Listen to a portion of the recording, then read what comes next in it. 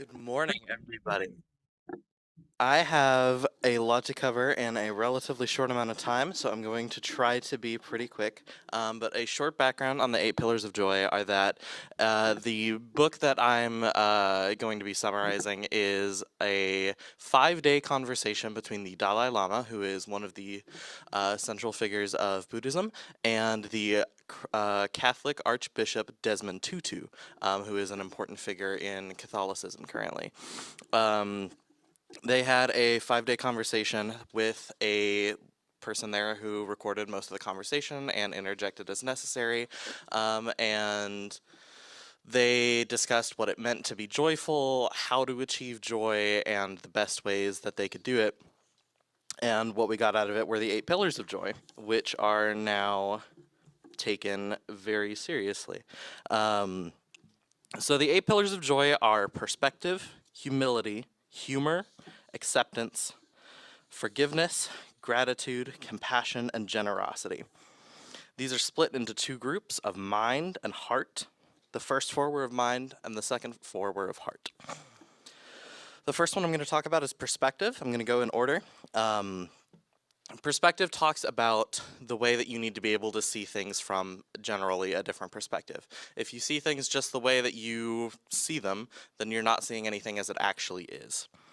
You must be able to see beyond your own perspective and into the bigger picture. If you only see your own perspective, you'll frequently miss opportunities that are generated by what you view as something that might be solely sorrowful. So, when something happens to you, or you feel like something has just happened to you, it is very easy to think, oh, this is a bad thing that has happened. It can only be a bad thing. Um, Often it may generate opportunities that you may miss if you see it as only being a bad thing. And a direct quote from the book is, "What we often think of as reality is only part of the picture." A example that I was given in the book is when someone rushes past you on the highway. It's very easy to think, "Oh, what a terrible driver." We get a lot of that in Wisconsin. "I'm the only one on the road that knows how to drive," is something that my mom often says. Um, but it's a short step to the side to see, oh, that person might be rushing to the hospital. There might be someone that they know that they just got a call is in the ICU and they need to get there as soon as possible. Someone cutting you off in traffic isn't necessarily the worst thing that's ever happened in the world. That person isn't doing it out of malice, probably. Sometimes people do have somewhere to be, but oftentimes they're just another driver. And then I'm going to talk about humility. Another quote is, "When we meet anyone, first and foremost, we must remember that they too have the same desire to have a happy day, a happy month, a happy life, and all have the right to achieve it. If you're feeling patriotic, remember that the Declaration of Independence says our inalienable rights are to life, liberty, and the pursuit of happiness." So it is important to remember that you are not the only person that is deserving of general comforts like joy.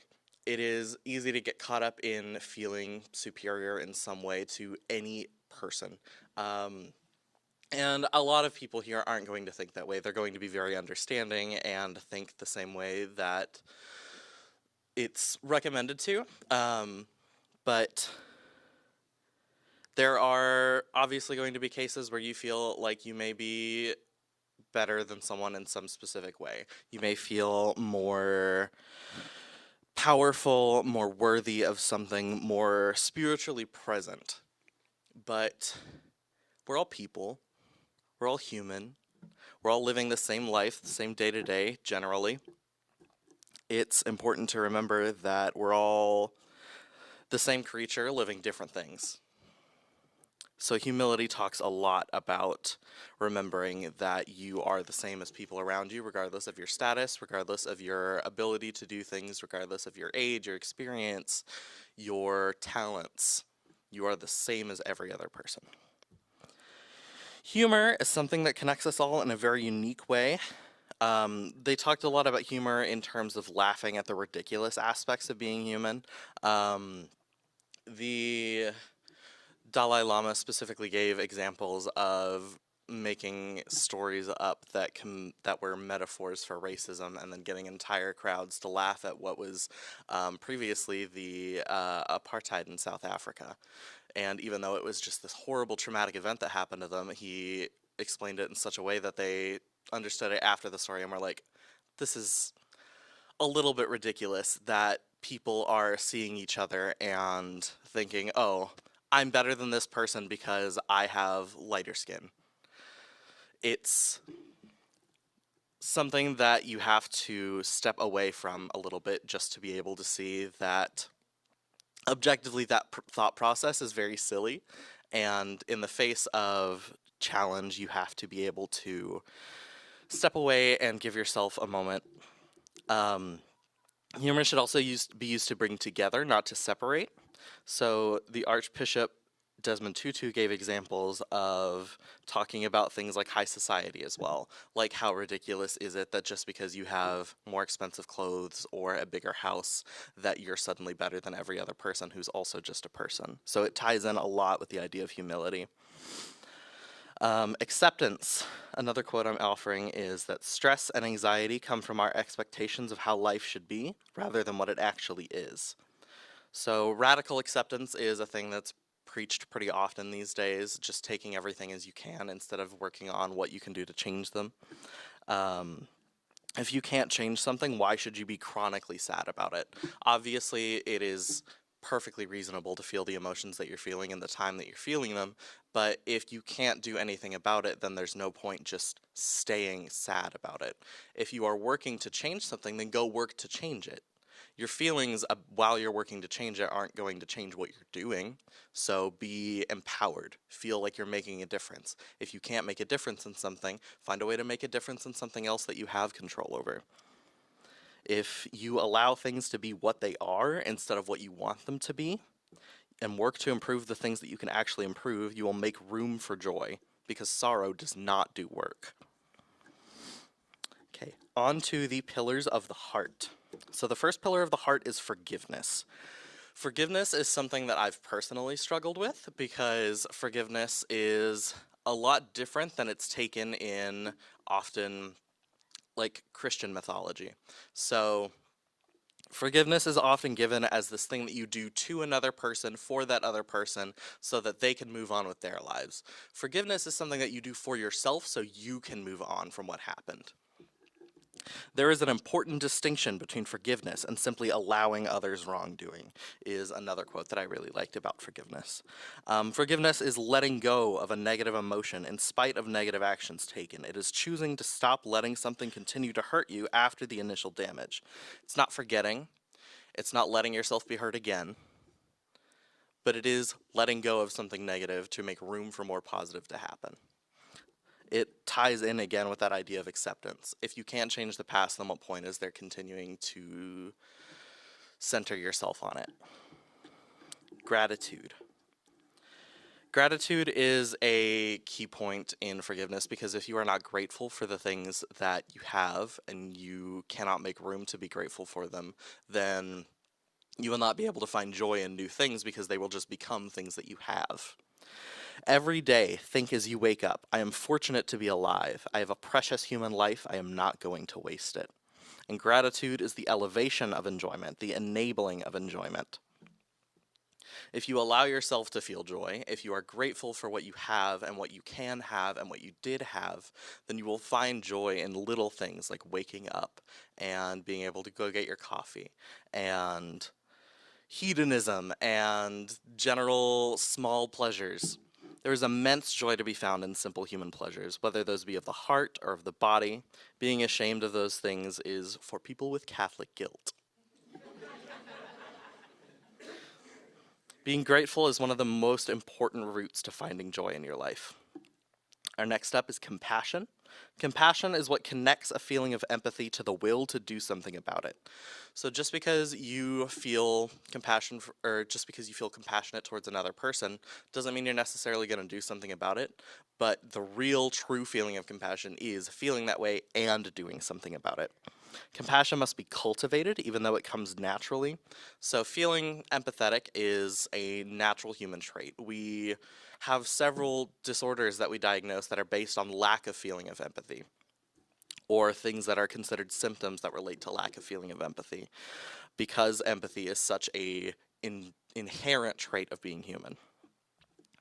I've got two longer quotes for this because compassion was something that they talked about really extensively. Um, On this planet, over the last 3,000 years, different religious traditions developed. All of these traditions carry the same message, the message of love. So, the purpose of these different traditions is to promote and strengthen the value of love, compassion. So, different medicine, but same aim, to cure our pain, our illness. As we mentioned, even scientists now say basic human nature is compassionate. But in the same way, compassion is something that has to be trained. Generally, when we speak of cultivating compassion for someone, we are cultivating compassion for someone who is actually undergoing acute suffering and pain. But you can also develop compassion for someone who may not be experiencing acute pain or suffering right now, but who is creating the conditions for their own future suffering. As an example of that, someone who is not finding gratitude in the little things in their life. They are creating the conditions for their own future suffering, because if they aren't taking control of what they have right now and being grateful for it, then they're not going to find gratefulness in the future in the things that they gain. So having compassion for that is something that you train. It's maybe not necessarily something that you have right away. Generosity. Generosity can be hard to distinguish from compassion if you're doing both of them right. Because again, compassion is doing something about empathy. It's doing something about that feeling that something needs to be done.